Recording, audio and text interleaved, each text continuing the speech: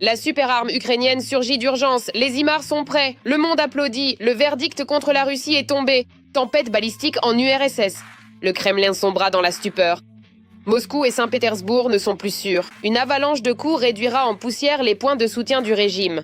Choc. L'Est ouvre un second front à Poutine. Une telle ouverture de front est un chaos géopolitique, une décision qui arrachera à jamais Astana des griffes de Poutine. Le Kazakhstan s'en va pour toujours. Moscou fond. L'opération Vengeance est en marche. C'est arrivé. La grande revanche pour Kiev a commencé. Le ciel au-dessus du Kremlin est déchiré en lambeaux. Nos drones ont atteint le cœur même des lignes arrières russes. Qui est le prochain sur la liste de la mort? Nous reviendrons sur tous ces points plus loin dans ce numéro. Point chaud. Le Kremlin est en proie à une horreur mortelle. La nouvelle superarme ukrainienne a rendu ses analogues obsolètes. Phénomène mondial. L'Ukraine a officiellement dévoilé un développement secret qui a fait trembler les murs du Kremlin. Une initiative brillante des ingénieurs ukrainiens. Et ce n'est que l'échauffement, voire plus de détails. Production en série de drones d'attaque et de reconnaissance, de drones navals, d'artillerie et de missiles. Tout cela a transformé l'Ukraine, d'importatrice d'armes, en un véritable fabricant d'armes modernes. L'Ukraine lance la production en série de son premier missile balistique. L'Ukraine développe un système de missiles universel basé sur le principe du HIMARS.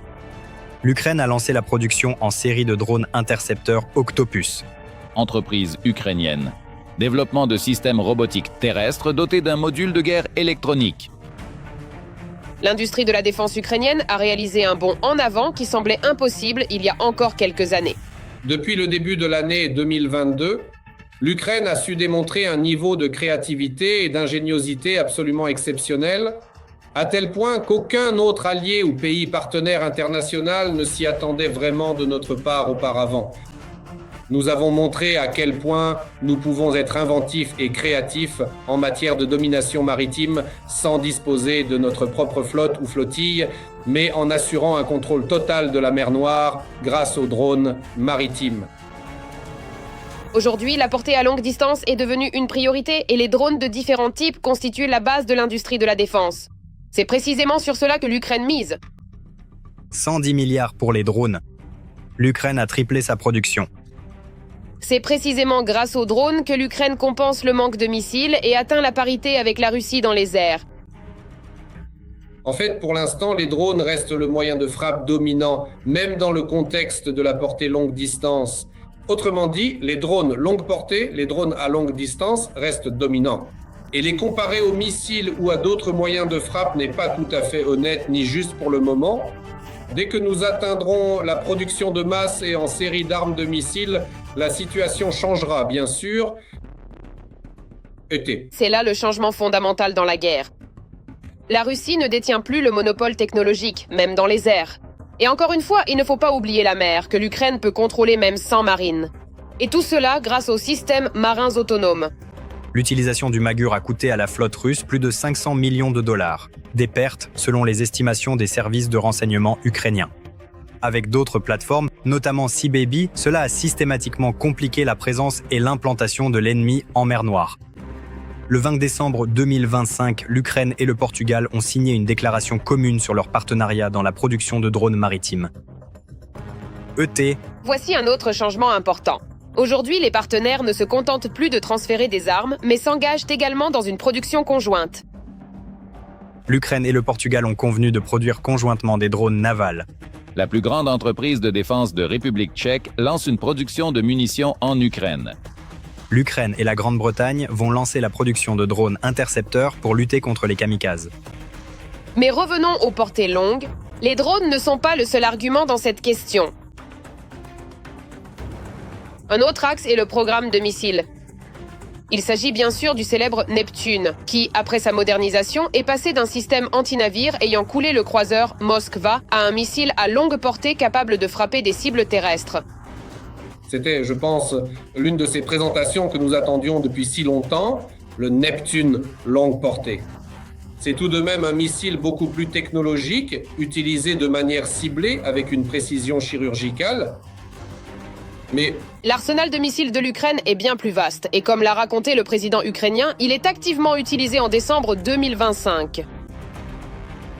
Je vais être franc, l'Ukraine utilise déjà aujourd'hui des missiles de croisière. les Neptunes longue portée, Polyanitsia, Flamingo ainsi que Sapsan. Pour être honnête, nous avons commencé. C'est ça, le bras long de l'Ukraine. On parle peu de ces systèmes, mais leur présence change les calculs de l'ennemi. Moins de publicité, plus de résultats.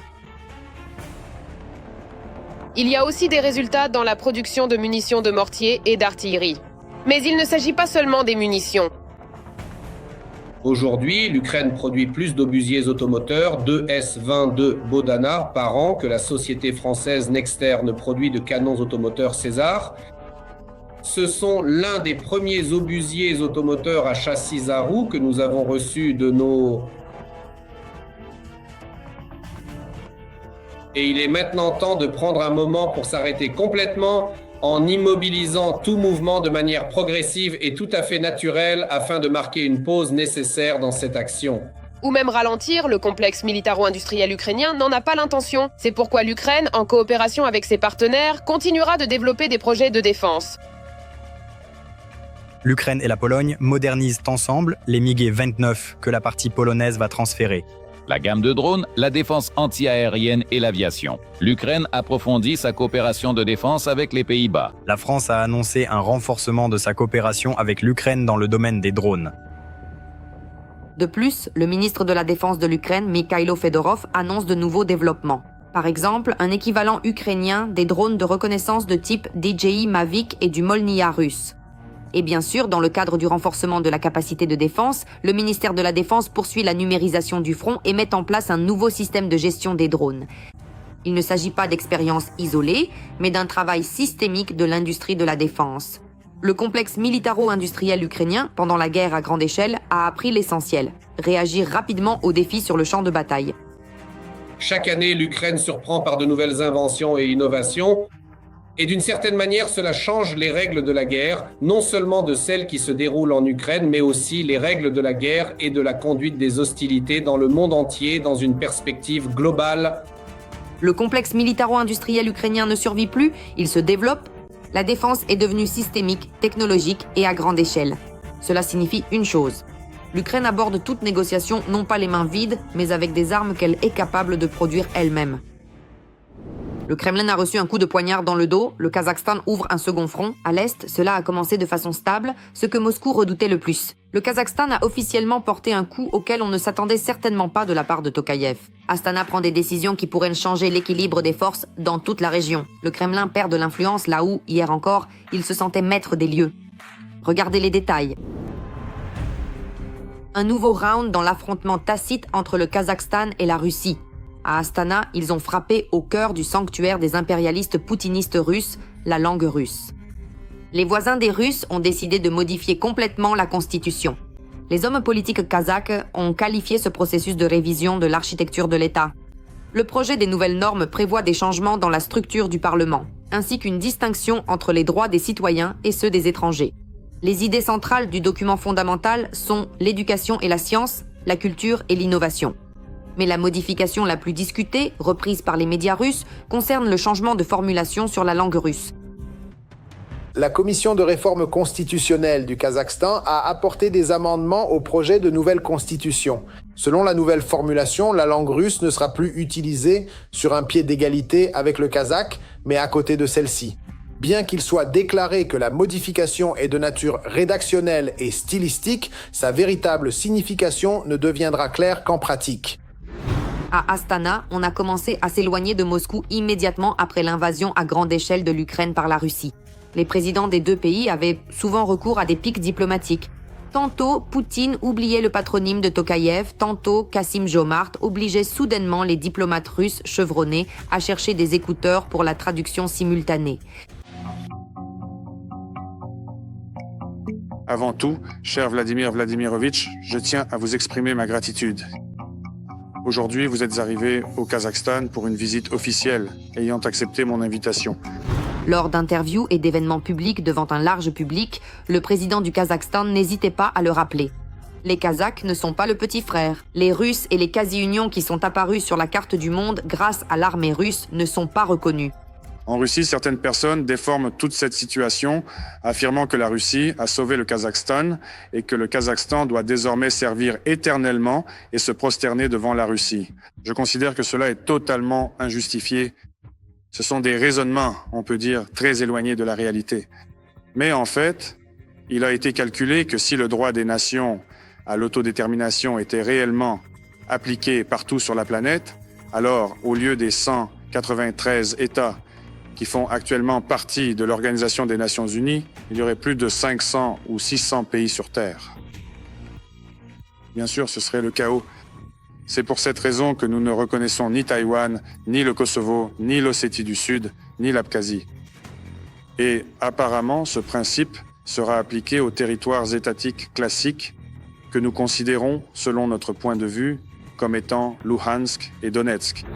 Après l'invasion à grande échelle de la Russie, le Kazakhstan est devenu nécessaire à Moscou, indispensable. En effet, c'est précisément par son territoire que d'énormes volumes d'importations parallèles entrent dans le pays. Les deux pays partagent la plus longue frontière terrestre du monde, de plus de 7500 km.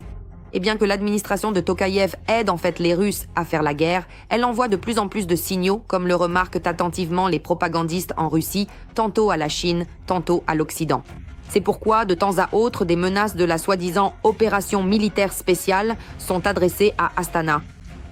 Les problèmes dans notre Asie, en Asie centrale, en Asie moyenne, comme je l'appelle, cela pourrait devenir un problème gigantesque pour nous. Nous devons formuler très clairement nos objectifs et nos tâches. Nous devons expliquer que les jeux sont terminés. Peu importe le droit international, l'ordre international. Si, pour notre sécurité nationale, il a été nécessaire de lancer une opération militaire spéciale sur le territoire de l'Ukraine, pourquoi, pour les mêmes raisons, ne pourrions-nous pas lancer une opération militaire spéciale dans d'autres points de notre zone d'influence ? Peut-être devons-nous formuler nos doctrines nationales et dire clairement quelle est notre zone d'influence. Écoutez, prêtons tout de même attention au fait que le prochain problème, c'est le Kazakhstan.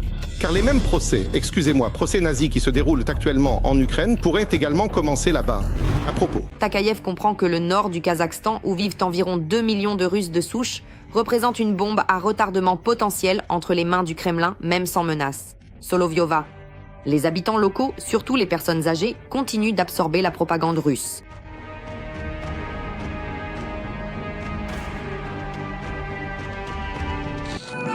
Qui soutenez-vous dans ce conflit? Russie ou Ukraine? La Russie, bien sûr. Et pourquoi? Parce que la Russie, c'est la Russie. Comment la Russie pourrait-elle être l'agresseur? Elle est profondément bienveillante. Elle fait preuve d'une grande justice. Et elle apporte son aide à absolument tout le monde. C'est précisément ici, dans le nord du Kazakhstan, qu'en 2023, une trentaine d'adeptes du monde russe ont tenté de proclamer leur autonomie vis-à-vis du centre, avec l'intention ultérieure de rejoindre la Russie. Un cercle de séparatistes. Les autorités locales les ont rapidement dispersés. Les participants ont écopé de peines allant jusqu'à 7 ans de prison. De plus, une campagne de réinstallation des Kazakhs a commencé au Kazakhstan. Au nord, soi-disant dans des villages en voie de disparition. Nous sommes arrivés au village de Podgornoye. C'est probablement à une demi-heure de route de Petropavlovsk. Et il a été construit spécialement pour les personnes relogées que l'on fait venir du sud du pays vers le nord, mais aussi d'ailleurs depuis l'étranger. De Mongolie. Oui. Les autorités ont donné l'une de ces maisons, plus une prime d'installation de 250 000 tenges. Bien sûr, cela n'a pas été facile. Mais nous avons pris la décision en famille. Nous sommes 7. La mère, le père et 5 enfants. De plus, les autorités kazakhs ont cessé de fermer les yeux sur la participation de leurs citoyens à la guerre contre l'Ukraine du côté russe. En 2025, un nombre record de 709 affaires ont été ouvertes dans le pays pour participation et 28 pour mercenariat. Mais en même temps, le Kazakhstan remet volontiers à Moscou les militaires russes qui ont déserté sur son territoire. Tokayev s'efforce de maintenir l'équilibre face au Kremlin et de naviguer entre les humeurs de sa population. Une vengeance grandiose pour Kiev a eu lieu. Moscou fond. L'opération Vengeance est en plein cœur de la Fédération de Russie. Le ciel du Kremlin se déchire, le Tatarstan s'enflamme. Qui est le prochain sur la liste? Nos drones ont porté un coup dévastateur en plein cœur de l'arrière russe. Les détails dans le reportage. Des explosions spectaculaires au Tatarstan. Des invités dans la capitale de la Fédération de Russie.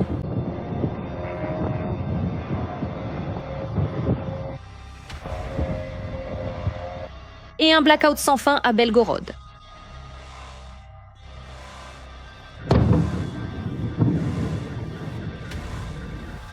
On dirait que l'opération spéciale se déroule vraiment selon le plan. Intéressant, est-ce bien ce que voulait Poutine ? Un voleur doit être en prison, mais il y a des nuances. Des explosions là où on ne s'y attendait vraiment pas. À 1200 km de la frontière avec l'Ukraine, le Tatarstan, l'une des principales régions pétrolières de Russie, a été frappée par des drones.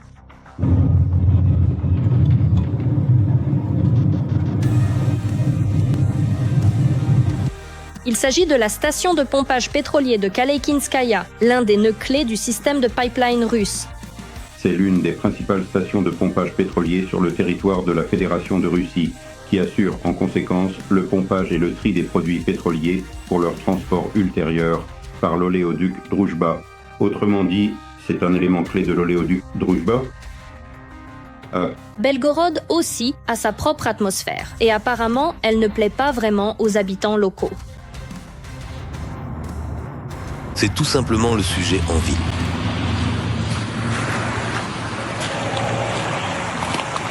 Moscou est la ville où sont prises les décisions importantes. Une ville à laquelle on a assuré pendant des années qu'elle était hors de portée. Et maintenant, de plus en plus souvent, des drones apparaissent dans le ciel au-dessus de la capitale. Moscou est paralysé. Le ciel est fermé. Des centaines de drones des forces armées ukrainiennes ont transformé la capitale du Mordor en une zone de panique.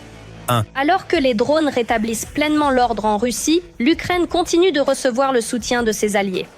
Ce n'est qu'en 2026 que l'Allemagne prévoit de livrer le système de missiles anti-aériens Iris-T et le système de défense aérienne Skyranger 35.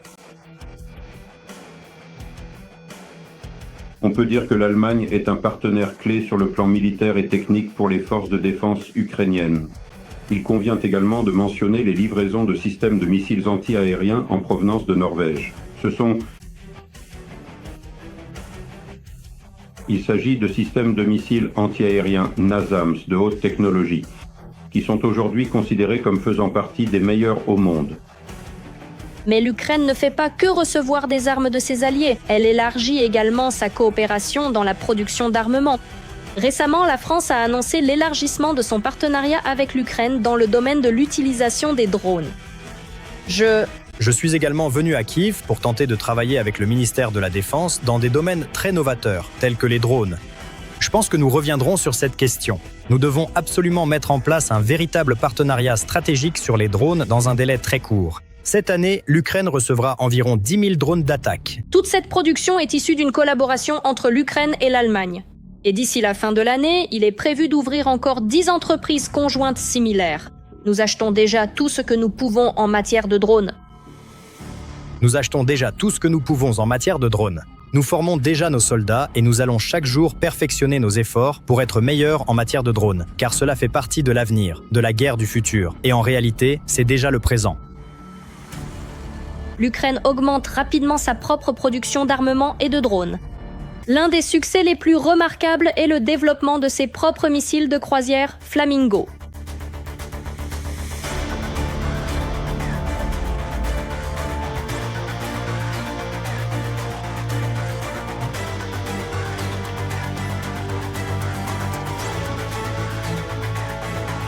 Mais Kiev ne reste pas immobile et ouvre déjà des possibilités d'exportation de sa propre production militaire. Bien sûr, en répondant d'abord aux besoins des forces armées ukrainiennes. La principale direction de cette coopération concerne les pays baltes, l'Europe du Nord, l'Allemagne et le Royaume-Uni. Les pays européens et les États-Unis sont intéressés par l'élargissement de la coopération militaro-technique avec l'Ukraine. L'expansion du marché est d'ailleurs tout à fait remarquable. Les moyens de destruction ukrainiens, avant tout les drones. Personne ne sait combien de temps la guerre va encore durer. Une seule chose est claire, la Russie de Poutine n'atteindra jamais ses objectifs. Les forces armées ukrainiennes chasseront forcément les invités indésirables de leur terre natale. Apocalypse de missiles pour la Fédération de Russie. La balistique ukrainienne en action. Une arme secrète sur l'AES réduit les arrières en miettes. Un coup décisif en plein cœur de la Russie. Les ingénieurs ukrainiens ont accompli l'impossible. Les mains de Gerasimov ont commencé à trembler après ce qu'il a entendu. Les détails dans le reportage.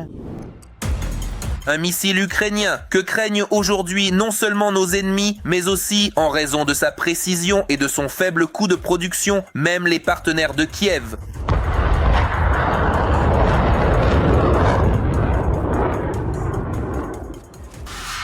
En février 2022, nous avons demandé à nos partenaires occidentaux de fermer l'espace aérien au-dessus de l'Ukraine. Mais en février 2026, c'est déjà l'Europe qui demande à l'Ukraine de partager son expérience unique. Comment y parvenir soi-même ? C'est une technologie très simple. Il n'y a rien de compliqué ici. De nombreux livres ont été écrits à ce sujet, tout y est expliqué, comment cela se fait, ce qu'il y a de difficile. Comme il s'est avéré, les technologies modernes de défense anti-aérienne américaines et européennes présentent un énorme défaut. Leur coût. Même si, technologiquement, les armes occidentales n'ont pas d'égal compte tenu des réalités actuelles du combat, l'OTAN ne pourra se défendre contre les missiles et les drones ennemis que pendant quelques jours. L'Occident n'a tout simplement pas les moyens d'en faire plus. En effet, chacun de ces missiles coûte des dizaines, voire des centaines de fois plus cher que les drones qu'ils détruisent. Actuellement, intercepter un Iskander coûte plus de 6 millions de dollars. Et c'est là que l'Ukraine vient en aide à l'Occident avec son missile unique Flamand Rose. Nous voulons faire baisser ce coût à 1 million et demi pour qu'intercepter un Iskander ne coûte pas plus. Avec le missile FP9, avec le missile FP7. Le Flamand Rose ukrainien démontre déjà une efficacité et une précision inédites en attaquant des cibles stratégiques en Russie. Développé en un temps record, ce missile est devenu un nouveau casse-tête pour Poutine et ses généraux. Puisque le développement est entièrement national, les forces armées ukrainiennes n'ont pas besoin d'autorisation. Ils peuvent frapper avec le Flamand Rose où ils le souhaitent. Et quand c'est nécessaire, le seul problème auquel nos développeurs doivent faire face, c'est l'industrialisation à grande échelle. Pour l'instant, il n'est pas possible de produire chaque mois une quantité suffisante de missiles pour les forces armées ukrainiennes. C'est une arme stratégique. Malheureusement, une arme stratégique ne peut pas, à ce jour, être achetée ou lancée en aussi grande quantité que des petits pains chauds, comme c'est le cas avec les FPV. Pour que l'effet soit visible par tous et qu'il atteigne chaque foyer. Mais d'après les missions réalisées jusqu'à présent, nous voyons qu'elle répond pleinement aux objectifs que nous lui avons fixés. Pour l'instant, il n'y a pas assez de missiles nationaux pour frapper toutes les cibles sur le territoire russe. C'est pourquoi nos partenaires occidentaux doivent aussi nous aider à cet égard. Ainsi, le Royaume-Uni développe un nouveau missile balistique de frappe en profondeur pour l'Ukraine. Nous pouvons constater qu'il s'agit avant tout d'un missile qui peut être rapidement produit à grande échelle et qui constitue un moyen relativement peu coûteux. Car le gouvernement du Royaume-Uni insiste justement sur le fait qu'il doit s'agir d'un moyen qui soit rentable, c'est-à-dire qui réponde aux exigences de l'époque. Car nous constatons que les forces armées disposent de beaucoup de ce type d'équipement et cela ne doit pas coûter trop cher. En conséquence, dans le cadre du projet Nightfall, la Grande-Bretagne a lancé un concours pour le développement accéléré de missiles balistiques conçus pour des opérations de combat dans des environnements à haut risque présentant de fortes interférences électromagnétiques. La fusée anglaise moderne pourra être lancée depuis différentes plateformes, effectuer une série de tirs et quitter sa position en quelques minutes. Le système sera équipé d'une ogive hautement explosive de 200 kg. Elle se distinguera par une grande précision et une portée allant jusqu'à un demi-millier de kilomètres. 500 km. Cela couvre entièrement tout le territoire temporairement occupé de l'Ukraine. Cela couvre également une partie importante du territoire européen de la Fédération de Russie. Et à cette profondeur, l'ennemi place ses états-majors de haut niveau, c'est-à-dire à partir du niveau brigade jusqu'au niveau division, ainsi qu'au niveau armée et groupe de force. Ce sont aussi des centres logistiques très importants, c'est-à-dire des lieux de concentration de carburant et lubrifiants, ainsi que de dépôts de munitions.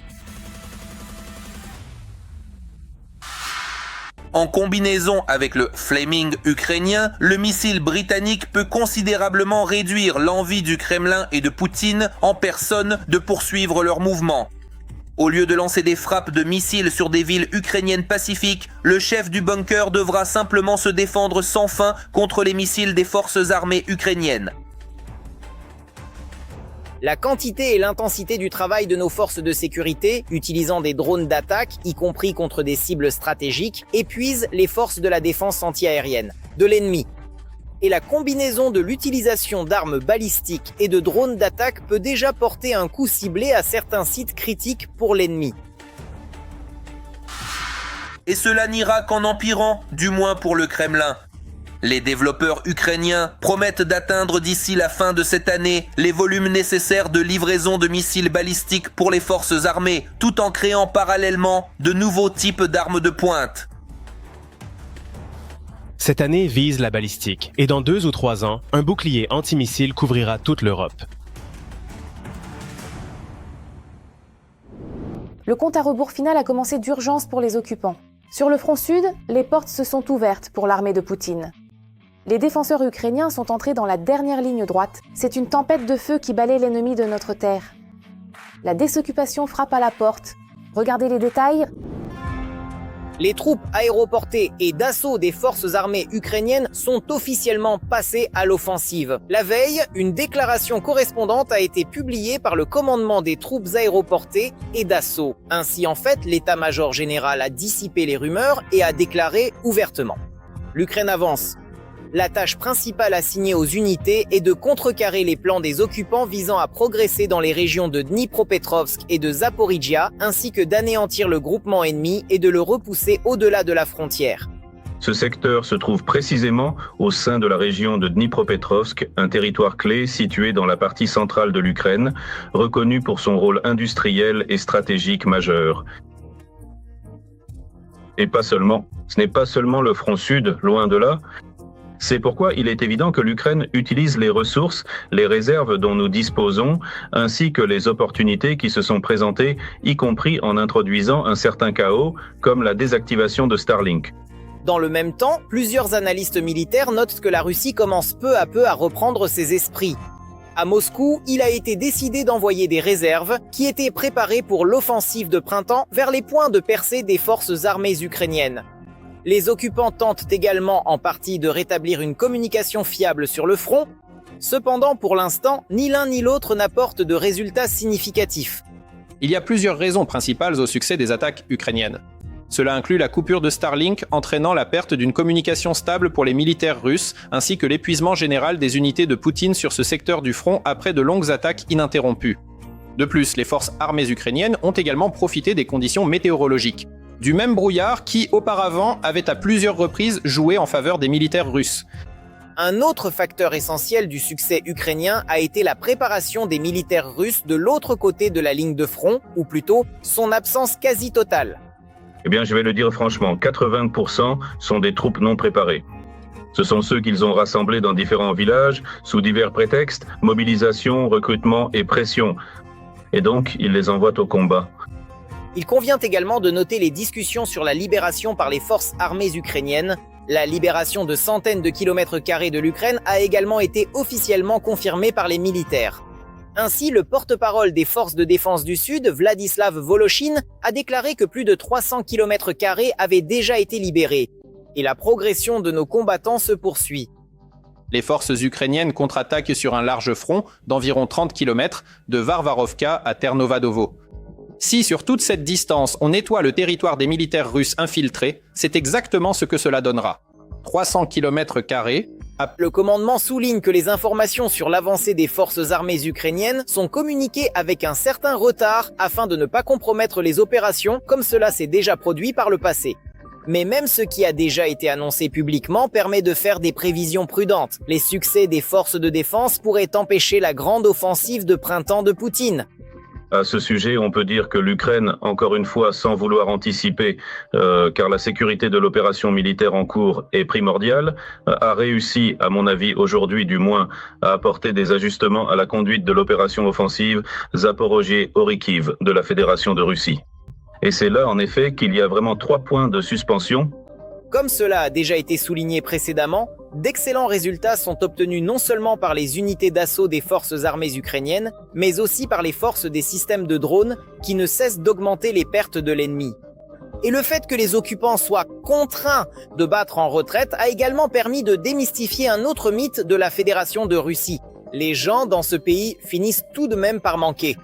S'il les avait, il aurait déjà envoyé 1 demi-million de plus qu'il n'a pas sur tous les fronts, et il serait déjà entré depuis longtemps à Pokrovsk, il aurait déjà pris Ouliaïpol, et il aurait avancé vers Zaporizhia. Mais cela ne s'est pas produit. Autrement dit, il ne limite pas les ressources, il ne les cache pas quelque part.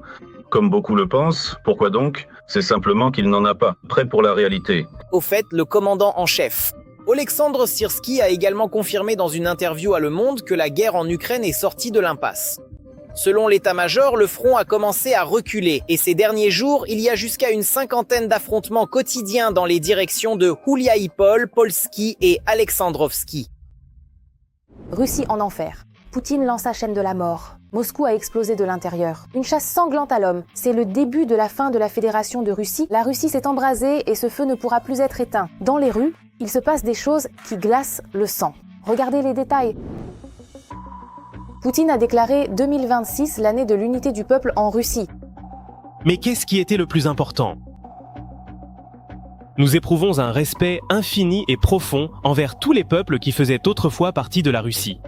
C'est une considération totale pour leur immense culture, pour leurs traditions ancestrales ainsi que pour leurs valeurs spirituelles les plus fondamentales. Pendant ce temps, les conflits interethniques se poursuivent en Russie. Des immigrés ont lancé une pierre sur le député de la Douma Matveyev. Et maintenant, il risque plus de 10 ans de prison à régime sévère. J'ai été témoin de la scène où 3 jeunes hommes, 2 Tadjiks et un Ouzbek, frappaient un homme à coups de bâton. Nous nous sommes arrêtés pour mettre fin à cela, à ces actions illégales en quelque sorte. Mon chauffeur a eu la clavicule cassée et on m'a frappé la tête avec une pierre. Les députés de la Douma s'indignent que la Russie dépense trop pour les migrants. Il faut leur retirer le droit au logement, à l'éducation et aux soins médicaux gratuits. Et ne pas leur permettre de transférer de grosses sommes d'argent dans leur pays d'origine. Les utiliser exclusivement comme des esclaves et les renvoyer chez eux avec les quelques sous qu'ils ont gagnés. Nous avons perdu 81 milliards de roubles à cause des migrants. Et si l'on compte les impôts non payés dans l'économie souterraine, c'est environ 429 milliards de roubles que nos régions n'ont pas reçus. Et nous proposons en priorité l'interdiction du système de brevets. Le principe des 3 P, arriver, travailler, reparti. Le député d'Eliagine est allé encore plus loin. Après le scandale dans la région de Penza où le maire a osé attribuer un logement à des citoyens russes non slaves, Deliagine a déclaré qu'il fallait interdire d'attribuer des appartements aux musulmans en raison de des valeurs vicieuses. Je adresserai ma demande, y compris avec la requête de vérifier l'attribution de logements en général à nos compatriotes travailleurs qui nous enrichissent inlassablement et culturellement de leurs valeurs traditionnelles. Parce que la polygamie, tout comme le viol d'enfants, est, d'un certain point de vue, aussi une valeur traditionnelle. Mais les musulmans eux-mêmes ne sont pas en reste. Le commandant des Kadyrovtsi, Alaoudinov, explique pourquoi les Russes ne peuvent pas épouser des filles tchétchènes. 500 000 personnes posent cette question chaque jour. La même question. Pourquoi une Tchétchène ne peut-elle pas épouser un Russe? Attendez. Tout d'abord, qui sait que vous êtes russe ou qui vous êtes? Qui êtes-vous au juste? Est-ce une façon de remplacer le fait de crier sans cesse aux Russes à quel point les Tchétchènes sont mauvais? Nous devons leur donner des conseils pour qu'ils renouent avec leurs traditions.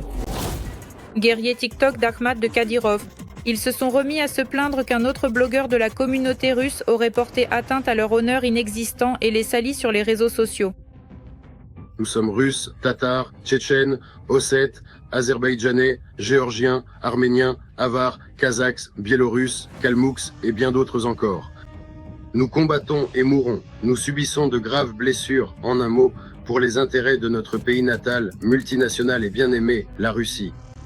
Nous demandons au parquet, au comité d'enquête, au service fédéral de sécurité et au ministère de l'Intérieur de Russie d'engager des poursuites contre Max Divnich, qui sur sa chaîne Telegram attise la discorde interconfessionnelle et interethnique. La discrimination continue également dans la vie quotidienne.